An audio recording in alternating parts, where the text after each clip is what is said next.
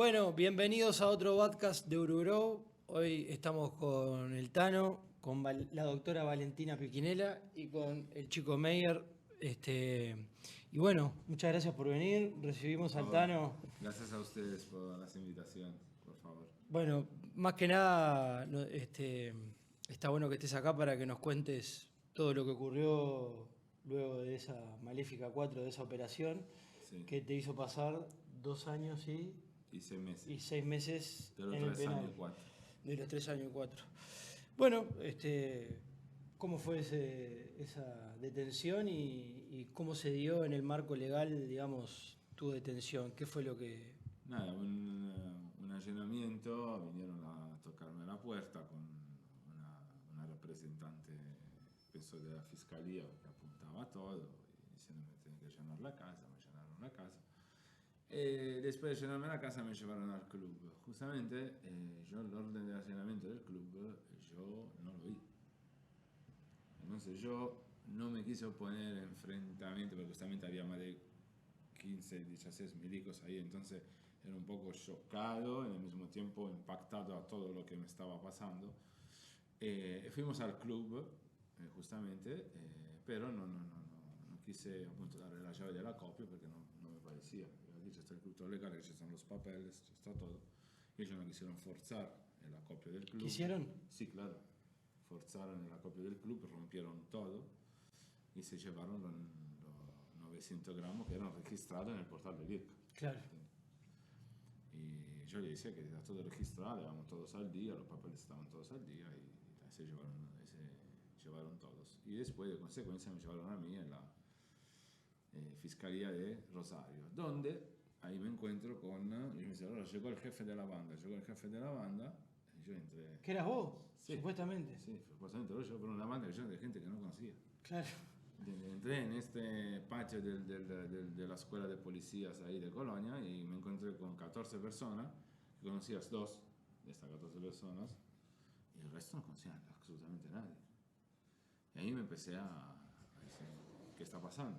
Que me están diciendo que soy un jefe de una banda de gente que no conoces. conozco, que Claro. tampoco esta persona no tenía tampoco mensaje relacionado o algo. Y ahí nada, me hicieron ver una pantalla con una conversación de WhatsApp, con unos mensajes que me involucraban en una decimos, exportación de un excedente que tenía. Y ahí he tenido que abrazar y decir, sí, efectivamente es así. No tengo que decir. Es así, pero no sos el jefe de ninguna banda. Claro. Claro. Pero por eso que digo, después, no sé si el abogado me puede decir, la asociación para delinquir es después de 2 personas. Y yo estoy con él y ya en la asociación para delinquir. O 3. Sí, en realidad, en este caso que vos contás, hay muchos elementos, ¿no? Que una asociación para delinquir, sí, sin duda exige la pluriparticipación. No hay una asociación si no hay un grupo de personas. Ahora, es difícil que vos puedas relatar con precisión jurídica algo que viste como en el momento en el que todo estaba pasando, ¿no? Por ahí a veces me pasa que converso con personas y cuentan su forma de haber visto el proceso y después estudias la carpeta y te encontrás con que no, que estaba muy probado porque vinculan declaraciones y bueno, ese registro del papel en un expediente judicial no siempre está el acceso del conocimiento de la persona que le pasa. No sé si vos tuviste oportunidad de ver tu papel, de escuchar cuál fue la teoría de la fiscalía. Sí, me explicaron todo, me mostraron appunto. Yo, en mi acto inquisitorio, el ilícito que yo cometo, el rito abreviado que yo firmo es por ese mensaje que yo appunto confirmo en las exportaciones que yo sabía a personas que me involucró en estas operaciones, lo que hacía con la marihuana que yo le daba. Entonces yo, sabiendo lo que hacía esa persona, soy cómplice de eso. Pero yo también a la fiscal hice como un ejemplo, un po' práctico. Le dije, perdóname fiscal, ma si yo voy al supermercado y compro un cuchillo y mato a una persona, no es que el supermercado me tiene que decir, no, el cuchillo no lo tiene que vender. No sé si él no sabía lo que hacía con la marihuana que yo le daba a esta persona. vas a terceros, si no me decía, mira, la tiro por no sé qué, o la voy a exportar. Yo decía, bueno, sí, ya está. Yo no puedo ser responsable de esta cosa. Perdón, Manolo, capaz que No, por favor, lo subrogó mejor en es- el rol, No, pero no. es que me parece muy interesante poder, uno viene desde el juicio, desde el juzgado, desde el papel, y poder conocer cómo se Claro. vive eso en primera persona. Y siempre me he preguntado, en esto de, vos decís, yo hablé con la fiscal. Mientras vos hablabas con la fiscal, ¿tenías tu abogada al lado? ¿Tu abogado? Sí, tenía mi abogado al lado.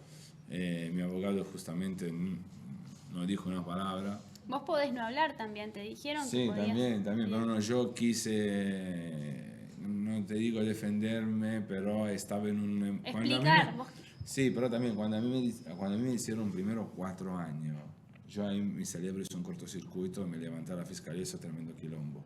Y ahí me hicieron salir, me hicieron calmar un segundito, esto, lo otro. ¿Habías Y ahí estado alguna vez en la cárcel? No, nunca. Primario totalmente. Primario totalmente, sí. He tenido un problema en las Islas Canarias, pero de 24 horas. Entonces, nada Claro. efectivo. ¿Entiendes?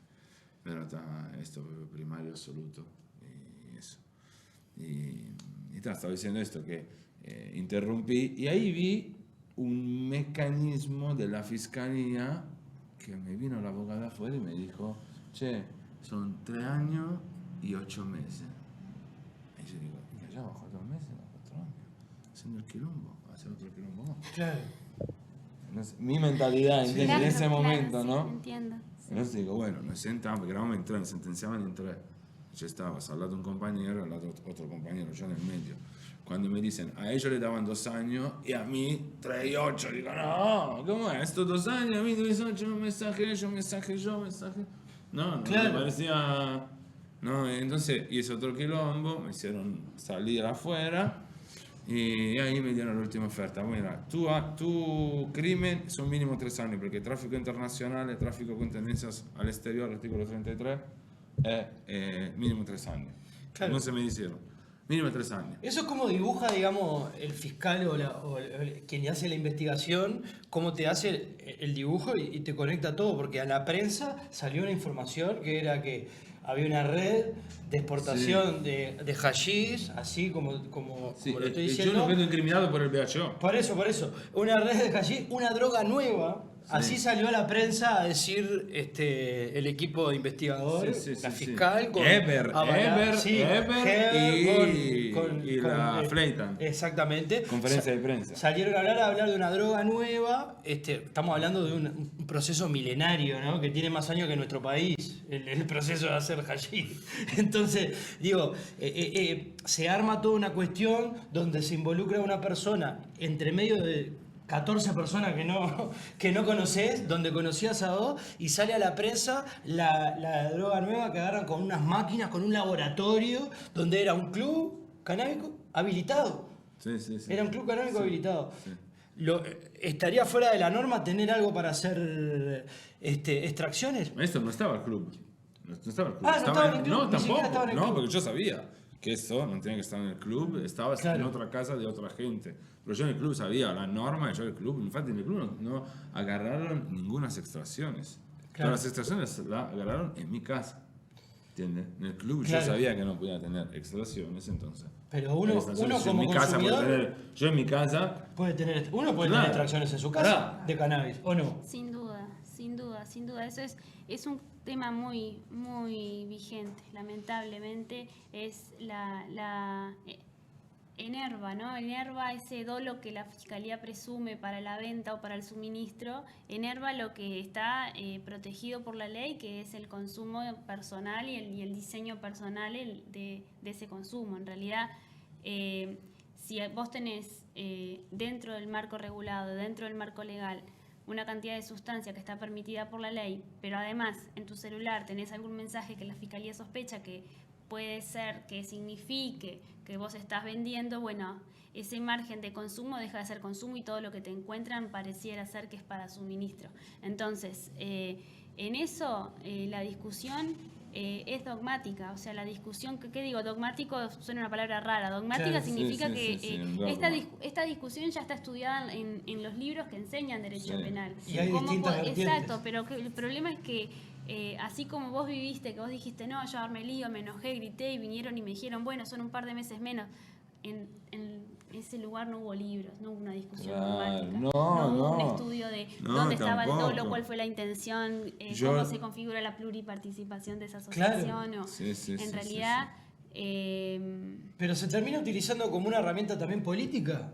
Por eso digo, a eso voy. Se termina utilizando una situación, bueno, poco feliz para los involucrados, pero se dibuja de una manera y sale a la prensa, lo que genera una desinformación total en Doña María y en Don José. O sea, no. Y es lesivo, ¿no? Es irrelevante. Lo que la prensa, lo que el discurso público va construyendo en la sociedad es después también lo que legitima que no sea un escándalo que alguien tenga una pena altísima por algo que refiere a muy poco daño, ¿se entiende? O sea, si construimos el peligro, entonces después cada vez se justifica a través de ese discurso que criminaliza incluso el consumo, se justifican el aumento de penas, la casta política tiene como la excusa de referir a esto es lo que la gente quiere, aunque lo que la gente quiere se construye también a través de estos discursos que desinforman o que al menos no están basados en evidencia. Fíjate que ningún partido político deja de levantar la mano, por lo menos hasta ahora, para poner penas más severas a cualquier delito. O sea, nunca votan para bajar las penas, ¿no? Claro. O sea, si miramos desde que existen las penas hasta ahora, siempre fueron en crecimiento. Sí hubo modificaciones, estaban los códigos penales, hubo un montón de cuestiones a lo largo de la historia del país, pero si vemos desde el retorno a la última democracia hasta ahora, digamos, siempre los partidos políticos, el Colorado, el Blanco, el Frente Amplio, todo, levantan la mano para poner más penas y para poner más, independientemente de lo que sea el delito, ¿no? O sea, y eso es ese punitivismo que estamos acostumbrados. La misma nuestra fiscal, a un edil que borracho mató a otra persona, le dio tobillero, prisión domiciliaria. Claro, no. ¿Entiendes? No puede ser que yo, que no obligo a nadie a comprarme marihuana, que no obligo a nadie a hacer nada, tú con un arma, porque el coche ahí vas a hacer un tentado homicidio, a menos, desde mi punto de vista, si tenemos que ser todo, bueno, el coche en ese momento es un arma, es tu arma, entonces tú con ese coche mataste a una persona que estaba en la vereda tranquila caminando, encima estaba alcoholizado, la fiscal, eso, encima, eso, y la misma fiscal a nosotros le da... Pero eso es porque la ley le da la posibilidad a la fiscal de hacer eso. O sea, hoy hablaban del artículo 31. Sí. Ese artículo 31. No tiene derecho nadie a descontar. Es una cosa... De la LUC, de la LUC, eso. Es un decreto que ahora pusieron por appunto dar un giro de rosca al narcotráfico. Esto, primero, todos los artículos que no descontaban eran los violadores y los feminicidas. Sí. Ok, entonces, y ahora este artículo 301 bis, que pones appunto en el artículo 301 bis A, B, C, D, B, pusieron al fin el H, que es la ley de antidroga, no sé cuánto, y tú no tienes ni derecho a pedir libertad anticipada, a pedir tobillera, a pedir transitoria, a pedir un encuentro si tienes un familiares en otra cárcel y quieres hacer un encuentro interino, no sé cómo se llama, nada. ¿Entiendes? Es una cosa que eso es muy interesante. Manolo, vos recién decías, bueno, la desinformación, que justifica después que ninguno levante la mano para bajar las penas, ¿no? Todo lo que sea para aumentar lo votamos.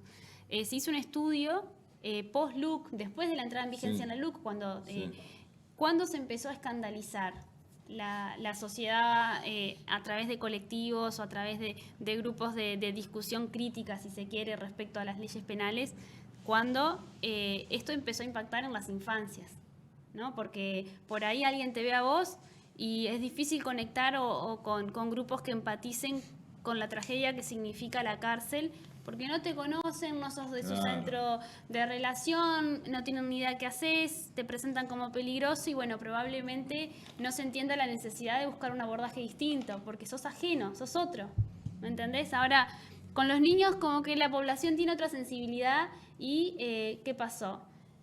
Post-LUC Se está llenaron de niños las cárceles de mujeres. incrementó el ingreso, incluso quedaron un tiempo muchas mujeres esperando que exista un cupo para ingresar con niños a la cárcel. Eso fue un escándalo, fue dramático. Sigue siendo dramático porque no se modificó nada que mejore la situación. Entonces, ¿qué se hizo? Y esto es re interesante, por ahí ya lo dije, pero como estás acá, Tano, aprovecho a decirlo. Se hizo un estudio, viste, como cuando Sí. se hacen las encuestas para ver la boca de urna, digamos, Sí. de las votaciones políticas. Bueno, se hizo ese estudio con personas random, comunes, o sea, no vinculadas a espacios de incidencia, o sea, no se fue a entrevistar a los legisladores políticos, gente, sobre qué pensaban de la aplicación de medidas alternativas. Y la Sí. realidad es que hay mucho más aprobación De que la que se los piensa. discursos políticos. Claro. Hay mucha más aprobación. O sea, las encuestas, esto les voy a pasar por si quieren colgarlo como ahí en la para ponerlo. información. Sí. Hay preguntas como, bueno, ¿qué pensás de las personas que nunca cometieron un delito primarias de que reciban una medida alternativa? Deberían recibir, bueno, ¿qué tipo de condena? Hay como muchas opciones, ¿no? Sí. Bueno, la realidad muestra que para la situación de personas con hijos a cargo, la sociedad es muy, muy proclive a favorecer la aplicación de medidas alternativas. Para las personas que nunca cometieron delitos también. Bueno, la aprobación claro. va bajando cuando... Y más si son delitos, más si son delitos no violentos, digamos, no están Exacto. involucrados ni armas, no hay violencia, no hay ninguna, nadie está forzando a nadie a hacer nada, Claro, como tú decías claro. hoy. Y en el caso, ya que estamos hablando, quería preguntarte, porque hoy hablamos de lo que es las diferencias que se dan, que vos notás de repente. Sí, estábamos hablando antes de la fiscalía, lo que también le dije a la fiscal, no es que no me quise defender, hice quilombo, ok, pero también cuando, antes de darme la sentencia, a mí me habían confiscado mi auto, ¿no? Y yo le dije a la fiscal, disculpen, pero digo, yo soy un padre luchón con 2 hijos a cargo, tengo la tenencia al 100%, a más de 2 años y 8 meses de 2 niños. Digo, ¿hay algunas medidas alternativas para que los niños, por lo menos, no vivan este despegue del padre es así o toda esta cosa? Tano, me dice, Federico, me dice, cuéntame cómo me la cuenta, vas a estar en cana, me dijo. Ya está, sí. ¿Qué pasó con Corta. tus hijos? Nada, por suerte la madre se hizo cargo, yo llamé a la madre de mis hijos, que yo estaba separado, ella tenía su compañeros uruguayo con otros hijos uruguayos, y ahí se hizo cargo ella de mis hijos en estos 2 años y medio que yo estuve ahí. Ahora salí, regresé con ellos a full al 100%, pero es un proceso que hay que vivir poco a poco. Ellos me vinieron a visitar en la cárcel. Perdón, esto te queda todo grabado, ¿verdad? Sí. Está bien, porque ahora que contaste, no sé, creo que conozco a tus hijos. Perdón. ¿En serio? Sí, es increíble, pero si son ¿son Bueno. italianos? Sí. Sí, bueno, nada, después te cuento, pero bueno, no podía guardármelo, me sorprendió mucho. Estoy seguro que los son conozco. ellos. Sí, pues sos igual aparte. Sí. Bueno, qué bueno. Bueno, perdonen, nada, es como si no fuese grabado, nada, la cortamos, pero bueno, ahora todos van a saber que... Increíble me parece igual, disculpe. Pero ¿por qué se da, o sea, en el caso de él, yo he visto algunas situaciones donde hay madres que sí con situaciones de tráfico o venta de estupefacientes, logran una medida alternativa. Una medida alternativa, de hecho tú sos experta. El Tano se va a enterar ahora por qué conozco a sus hijos. Él no lo supo, porque yo me acabo de dar cuenta y estoy segura que Claro. son sus hijos. Porque a mí me contactaron hace más de 1 año, casi 2, una señora italiana con hijos a cargo que me explicaba que necesitaba ayuda para bueno, recibir asistencia. Ya me decía, hasta ahora siempre se había hecho cargo económicamente su papá, y yo Claro. le dije, mira, hay una ley, Ah, es increíble, pero es real, Tano. Hay una ley que dice que cuando te procesan por delitos vinculados al narcotráfico, Sí. el Estado tiene que garantizar la asistencia a tus hijos, al núcleo familiar. La ley 19.315 es una ley que yo he venido en cualquier lugar que me llaman para hablar de esto, la digo, sea ámbitos académicos, judiciales, en los escritos que hago cuando defiendo personas que están vinculadas a estos delitos, lo pongo, la respuesta siempre es la misma. Bueno, vaya Mides, vaya INAU, Poder Judicial se sacaba el saco. Este año, hace menos de un mes, incluso salió en la prensa, la Suprema Corte de Justicia ordena a los jueces a cumplir con la ley. Dice, tenemos una ley que está vigente, que tiene muchos años, y lo único que aplicamos de la ley son las condenas. No el artículo que obliga al Poder Judicial a comunicar a Mides y INAU cuando hayan niños, o en realidad no refiere a niños, dice cuando haya personas afectadas por la privación de libertad de quien dependían. Del núcleo familiar. Exacto. Sí. Entonces, a mí me parece muy ilustrativo esto, por muchas cosas. Primero, que no hay nada que te impida a vos, como padre de hijos, acceder a sustitución de privación de libertad efectiva en la cárcel por una prisión domiciliaria. No hay nada en la ley. Ni la LUC, ni nada. No, porque es previo. Mirá, lo que hizo la LUC fue complicar mucho el incremento de las penas. Pero había un artículo que la LUC no lo tocó, que es el 228 del Código del Proceso Penal. ¿Qué pasó?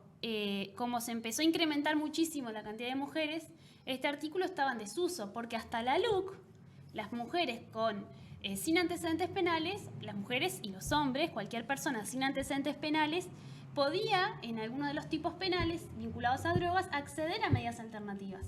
Con la LUC empezó a ser siempre la cárcel. Siempre, Y como claro. era siempre la cárcel, los abogados, defensa y demás empezaron a pensar alternativas para que esto no fuera así.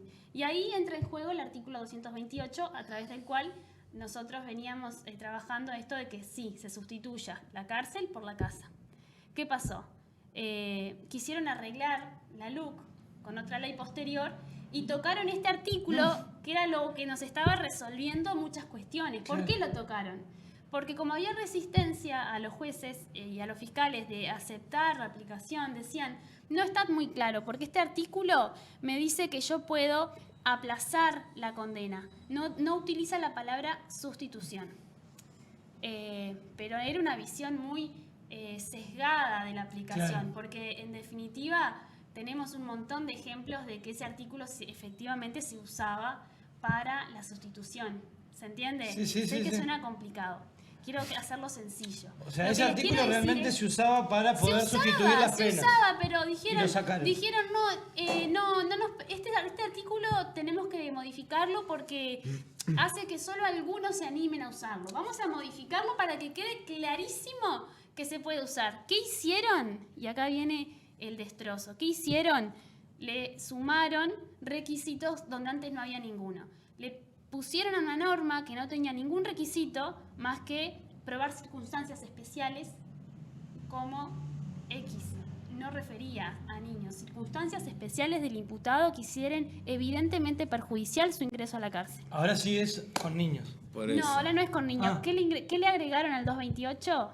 Con la ley 20.212 post-LUC, ¿qué le agregaron? Le agregaron que será aplicable y que se podrá sustituir. Pusieron la palabra para que quede claro que se puede sustituir,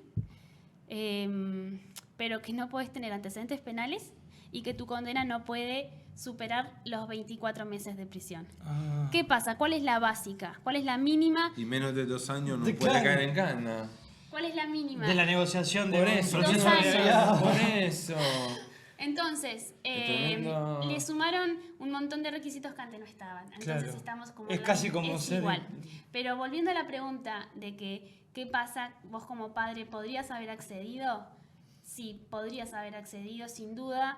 Tus hijos debieron ser contemplados, porque si vos tenías un vínculo efectivo y a partir de tu privación de libertad dejaste de verlos y ellos tuvieron un efecto en esa interrupción Sí, claro, del y contacto, ningún órgano te sigue, porque también, si en toda una cárcel de 1.600 personas, como la que hay el penal de libertad, hay 2 psicólogos y te sacan con 6 meses de cosas para ir a hablar. Imagínate si hay psicólogo para seguir toda la gente que da presa con los niños, o hay grupos o agrupaciones, porque normalmente uno ve en un posto hipotético como la película americana, mira que son todos alrededor ahí que hablan, ¿no? Los grupos de contención, una cosa así. Digo, ¿por qué no se puede hacer lo mismo acá? Grupo de contención, de familia de presos, que justamente se ayudan entre ellos, o todo el día van a la visita juntos, ¿entiendes? Que se junta toda esa fuerza y no ese hastio que normalmente se ve ahí en un salón de visita. Nosotros, por suerte, en nuestro salón de visita hicimos cambiar los parámetros del salón de visita de toda la cárcel, porque no estábamos solamente en nuestra mesa, rodeábamos porque conocíamos mucho, porque normalmente también hay ley carcelaria que se tiene que respetar. En la ley de la visita tú no puedes ir en otra mesa. Claro. Es mal visto. Es re mal visto.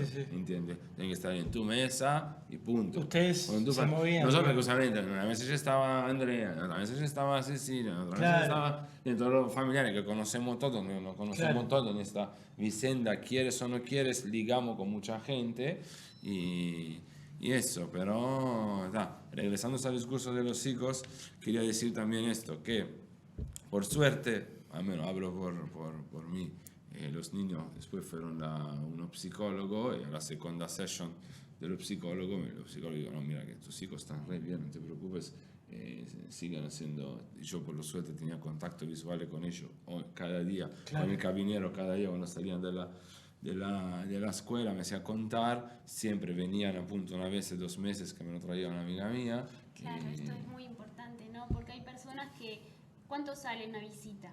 ¿Cuánto No, le cuesta? muchísimo. Imagínate, solo Claro, la gasolina, ¿no? de Punta del Este a Libertad, más los peajes, más la cosa de la comida. Y hay que avisar. Yo, o sea, me acuerdo que decíamos quiénes van a ir. Yo nunca fui, pero he colaborado a veces con las idas y era toda una situación. Era todo no es fácil. La gente que se hacía cargo de eso lo hacía realmente. Era re complicado, ¿no? Para el corazón, para el sentido. André fue una tremenda ayuda para todos nosotros. Es todo, ayudado todo, ¿cómo se dice? Indistintamente. Lo sé. Entonces también hay gente que no conocía.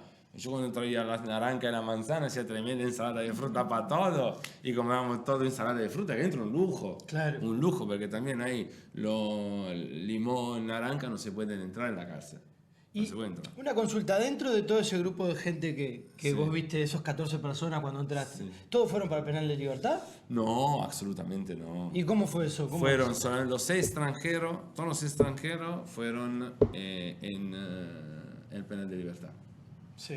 Todo el resto fueron en chacra. ¿Y eso de la chacra, por qué pasó? ¿Por qué ustedes no pudieron acceder a ese tipo de Porque pena? justamente decían que nosotros extranjeros con los uruguayos no nos podemos mezclar por el aprieto, porque ne aprietan por la ley punto de los chorros con los narcotraficantes. Nosotros, por eso que hay un sector específico. Los extorsionarían a ustedes. Claro. Entonces, por un factor, siendo que ya pasaron varias cosas con las varias embajadas de un montón de países, Mendoza, que quiso hacer un piso especial en el penal de libertad para extranjeros. Para extranjeros, ¿entiendes? Claro. Y en el único lugar que podían asegurar eso a ustedes era en el penal de libertad. A nosotros, infatti, nos decían lo mismo llavero del piso, nos decían, usted es solo preso de Mendoza, usted es solo preso de Mendoza. ¿Entiendes? ¿Te parece que tenían un mejor régimen de vida que los demás? No, antes al revés, porque nosotros, te cuento una cosa clásica, a los uruguayos abajo le daban cada semana patio y nosotros tuvimos más de 1 mes y medio sin patio. Para cuidarlos. Claro. No para cuidarlos, supuestamente no hay personal. No había personal. La excusa es o no hay personal o no, ¿entiendes? Entonces, estar cerrado en una máxima seguridad, en una celda 4x3, 4 personas hiperactivas, que toman mate todo el día, que toman café, y ATR, y las 2 veces de la semana que le daban las 3 horas de patio, no le lo dan, es una... Por eso yo digo, para mí no hay... El otro día hablaba con alguien que salía recientemente de la privación de libertad, y esta persona me contaba qué difícil es salir del modo sobrevivencia diaria, porque vos cada día de tu privación de libertad fue una lucha a llegar alla fine ¿no? del día, Al final del día, comiendo. y bueno, y el día después, ¿no? Que se abre esa puerta y que ya dejas ese modo sobrevivencia pura y decís, bueno, se supone que todo este tiempo la ley dice que fue para la rehabilitación, ¿no? Sí. La rehabilitación de la persona, Sí. y en realidad vos tenés que empezar un camino que es a la inversa, que fue Bueno, igual muchas veces no es rehabilitación, o sea, muchas veces 75%. es, te vamos a castigar porque... nunca es rehabilitación. Por eso no, pero digo, no, el fundamento, digo, en la realidad no, el fundamento de las penas a veces no es la rehabilitación, es el castigo, digamos, ¿no? No sería para mí el caso de la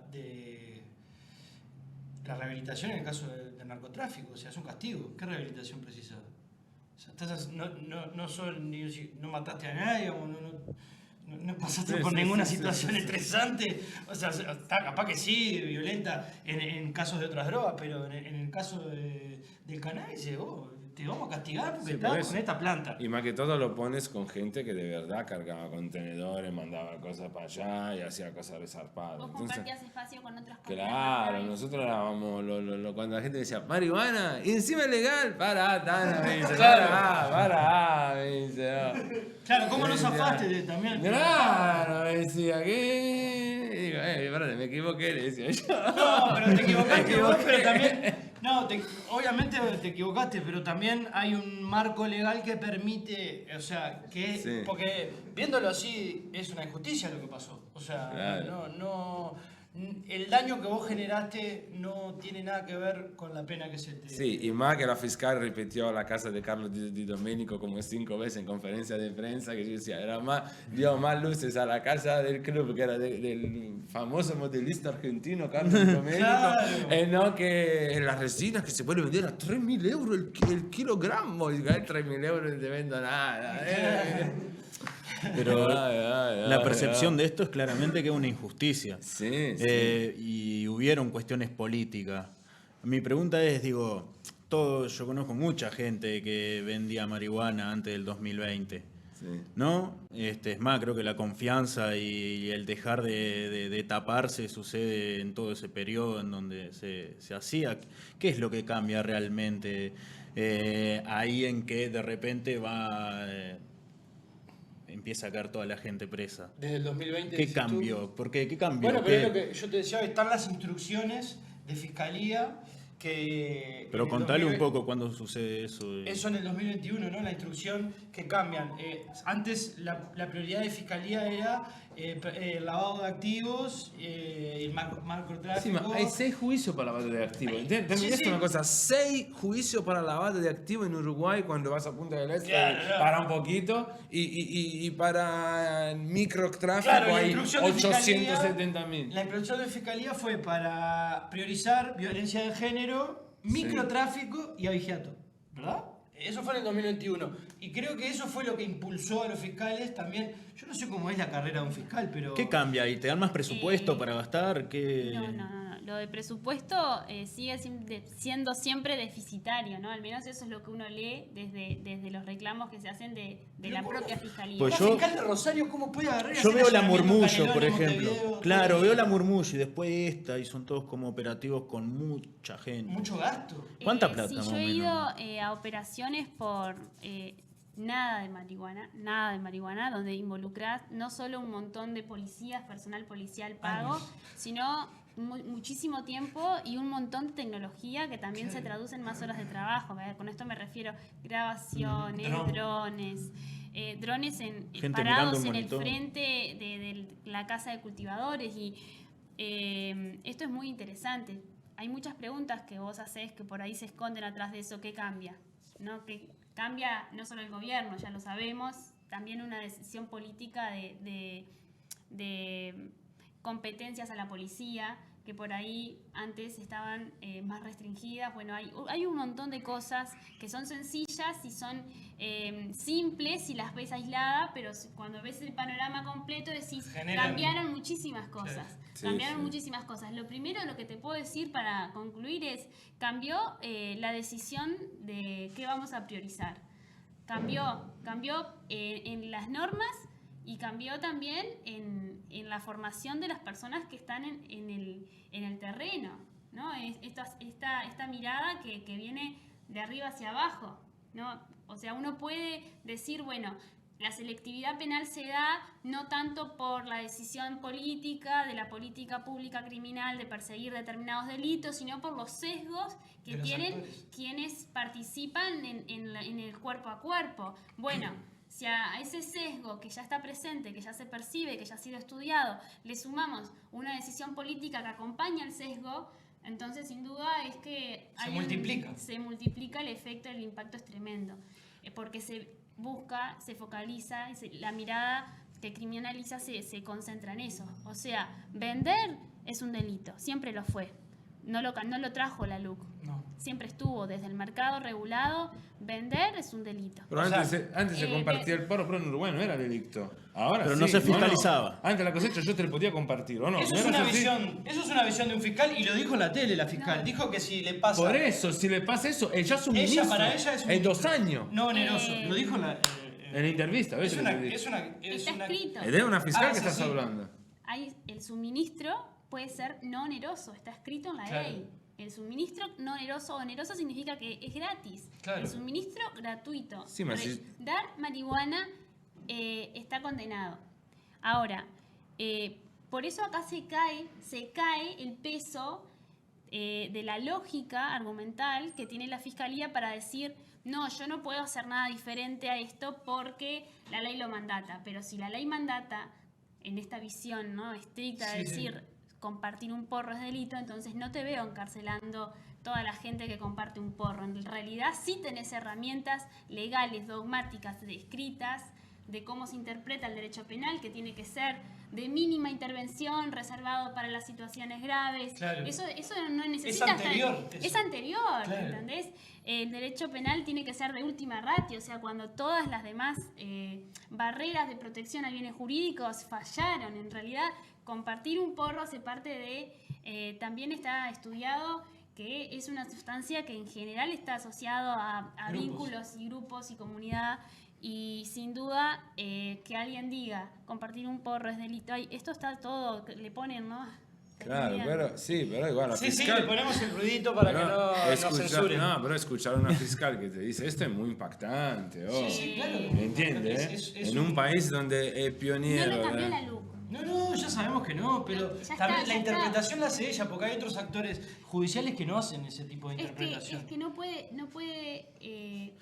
que esté previsto como una acción típica no es suficiente para decir que eso es condenable. O sea, ¿qué es? El delito, eso te enseñan en los primeros años del estudio de las leyes. Por eso uno estudia las normas, para saber cómo se aplican. No es solamente agarrar el texto legal y decir si le cae, ¿se entiende? O sea, hay un análisis que tiene una estructura atrás. La conducta que dice la ley, además de que esté prevista, o sea, suministrar sin cobrar es una acción típica, además tiene que ser culpable, tiene que ser antijurídica, o sea, no tiene que estar permitido en las normas y sobre todo tiene que tener estos baremos que hacen posible la aplicación de una condena penal. O sea, que se lesione un bien jurídico. La salud pública sería en este caso, ¿no? Por ejemplo, ¿sí? Perdóname que te diga así. Cuando salió la LUC, el Estado uruguayo pidió una actualización a los abogados, algún curso, y dice, bueno, que nosotros hicimos la LUC, pero quiero que... Qué fabulosa pregunta. No, quiero que justamente el colegio de los abogados de Uruguay tenga una actualización, eso porque son, ¿cuántas leyes son? Mira. Son decretos de, no sé, más de 1000 leyes, 700 leyes. Voy a hacer puntos para el colegio de abogados acá, en Uruguay. Si me está escuchando el colegio de abogados, bueno, acá, que me pague la publicidad. El colegio de abogados en Uruguay no es arancelado obligatorio. Eso ha sido como una lucha que ha tenido como el gremio. O sea, ¿qué significa?